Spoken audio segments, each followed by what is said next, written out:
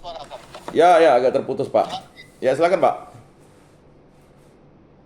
Menarik sekali tema kita pada pagi hari ini, yaitu tentang Roh Kudus. Ya, Memang kalau hidup kita ini, kalau kita makan tidak ada garam, tidak ada artinya kan? betul. Kehidupan kita sebagai orang Kristen kalau tanpa Roh Kudus sia-sia.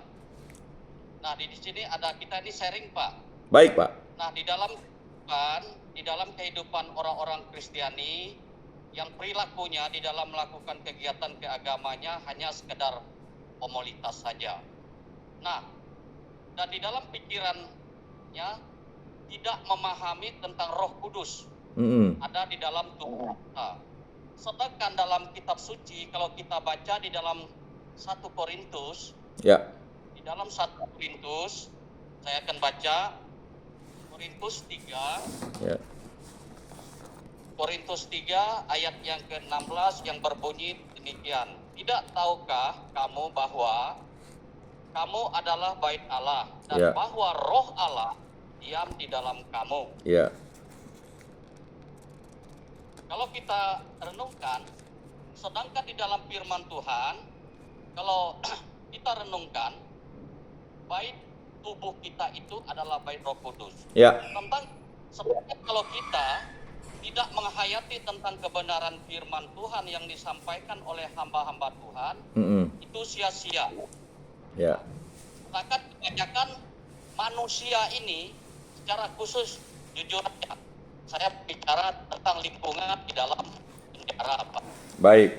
Kalau kita datang ini hanya komunitas, mungkin sekadar isi absen. Ya, Mungkin kalau kita mengurus program mudah. Tetapi di dalam kita melakukan salah satu contoh Bapak menyampaikan firman Tuhan pada pagi hari ini, saya belak-belak aja ngomong, Pak. Mungkin kalau kita melepas hukum dari bunuh, kata bahasa orang Dayak. Kita hanya sekedar mendengar dari telinga kiri keluar dari telinga kanan. Kita tidak menghayati Kudus.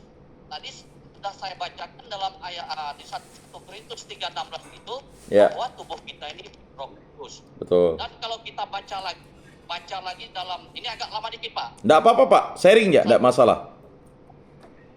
Masih ada 5 menit. 1 Korintus pasal 2 ayat yang ke-14 yang berbunyi demikian. Ya.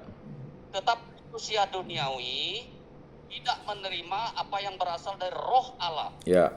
Karena hal itu baginya adalah suatu kebodohan. Ya. Dan ia tidak dapat memahami sebab hal itu hanya dapat dinilai secara rohani. Ya. Kalau kita baca lagi 1 Korintus 6:17. 1 Korintus 11. Di sini dikatakan, tetapi siapa yang mengikatkan dirinya pada Tuhan menjadi satu roh dengan Dia. Ya. Ada begini, Pak. Memang kalau kita pandang, kalau kita lihat dari segi kehadiran kita di dalam satu ibadah itu, kalau memang kita tidak menghayati bahwa ada Roh Kudus di dalam tubuh kita, saya pikir ini satu kesia-siaan. Ya. Satu kesia-siaan. Tapi kalau memang ada Roh Kudus menguasai pikiran kita, salah satu contoh, bukan saya pamer, Pak, di penjara ini. Berulang kali saya bertobat dan tidak kurang 5 kali saya bertobat segala kejahatan saya sudah pamerkan, saya sudah bertobat, Pak. Jadi kalau Roh Kudus itu pikiran kita sia-sia. Salah satu rajin setiap hari masuk membaca firman Tuhan, berdoa, mengasihi, tidak sombong, tidak berlaku kasar. Baik. Itu salah satu contoh bahwa tanda-tanda Roh Kudus telah memasuki pikiran kita. Ya. Kira-kira begitu ya, Pak? Baik. Tolong jelaskan. Baik, terima kasih Pak Ngacam, luar biasa sharingnya. Dan itu memang sesuatu hal yang disampaikan Pak Ngacam itulah yang dapat kita refleksikan dalam hari ini. Bahwa Roh Kudus, ketika kita dibaptis, kita menjadi bait suci Allah. Kita menjadi kenisa Roh Kudus. Kita menjadi putra-putri Allah, kita menjadi murid-murid Kristus, kita menjadi ciptaan baru. Nah, bait suci Allah ini adalah diri kita. Jadi ketika kita bersama Roh Kudus, kita dituntun Roh Kudus untuk selalu memuji dan memuliakan Tuhan. Tetapi alangkah bodohnya diri kita. Kalau kita ini kan menganggap kebodohan itu ketika kita terlepas dari Allah.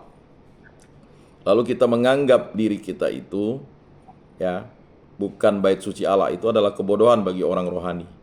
Tetapi bagi orang duniawi, justru kebodohan itu ketika kita bersama Allah. Nah, maka logika-logika seperti itu dibangun. Makanya antara duniawi dan surgawi ini dibangunlah suatu yang namanya hubungan koneksivitas.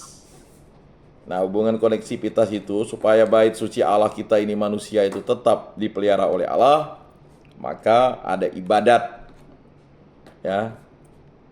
ada misa dan kebaktian.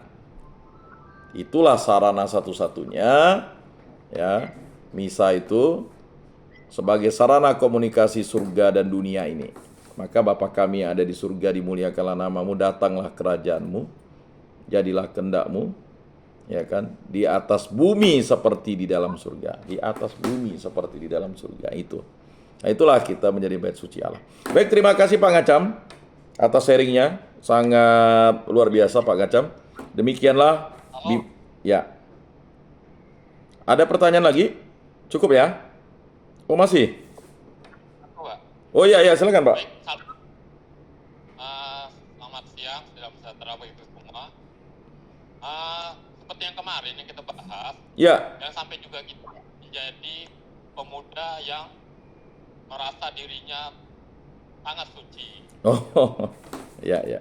Itu disampaikan oleh Yesus untuk sempurna, jualah harta bendamu dan ikutlah aku. Itu. Kemudian yang kemarin kita bahas, Pak. Kemudian tarik dalam bacaan mulai dari Minggu, Senin dan Selasa ini. Di mana Lukas itu berbicara tentang bagaimana Yesus mengajar di Nazaret, di mana apa-apa yang perbuatnya di dalam di masyarakat, seperti obat ke orang-orang yang sakit, itu masih tidak dipercayai oleh masyarakat.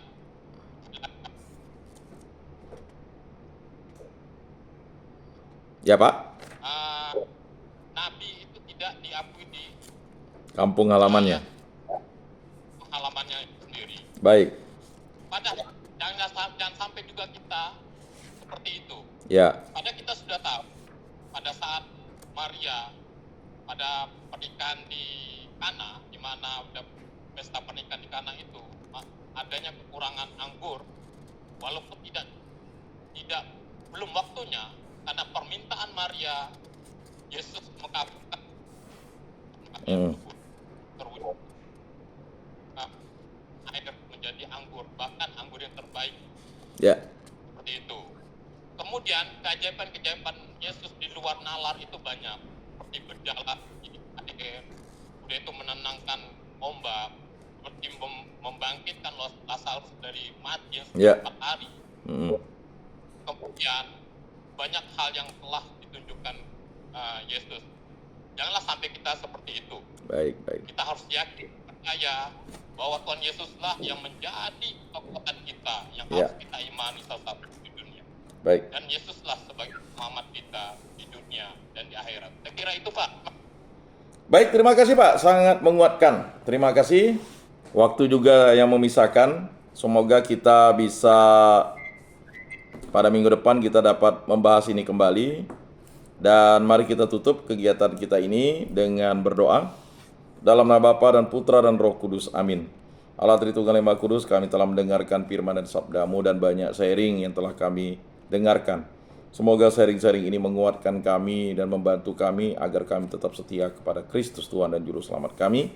Dan selalu menjadi putra-putri Allah yang membagikan kasih Bapa dimanapun kami berada. dan menjadi kenisa Roh Kudus, di mana Roh Kuduslah yang menuntun kami agar kami menjadi bait suci Allah dan kami menjadi ciptaan baru, sehingga kami selalu memuji dan memuliakan nama-Mu karena karunia keselamatan yang Kau berikan kepada kami. Berkatilah para istri kami, para anak-anak kami, para menantu kami, para orang tua kami, para sanak, famili, kerabat, dan detolan kami, agar selalu setia kepada Kristus Tuhan dan Juru Selamat kami. Angkatlah kami dalam persoalan-persoalan kami, agar persoalan kami dapat ada solusinya. Begitu juga untuk yang sakit, agar dipulihkan dan disembuhkan karena karunia dan kehendak-Mu. Semua doa ini kami serahkan dengan perantaraan Tuhan kami Yesus Kristus yang hidup dan meraja, kini dan sepanjang segala masa. Amin. Dalam nama Bapa dan Putra dan Roh Kudus. Amin. Salam, salam kasih, damai dan sejahtera. Tuhan memberkati, menyertai dan melindungi. Salve.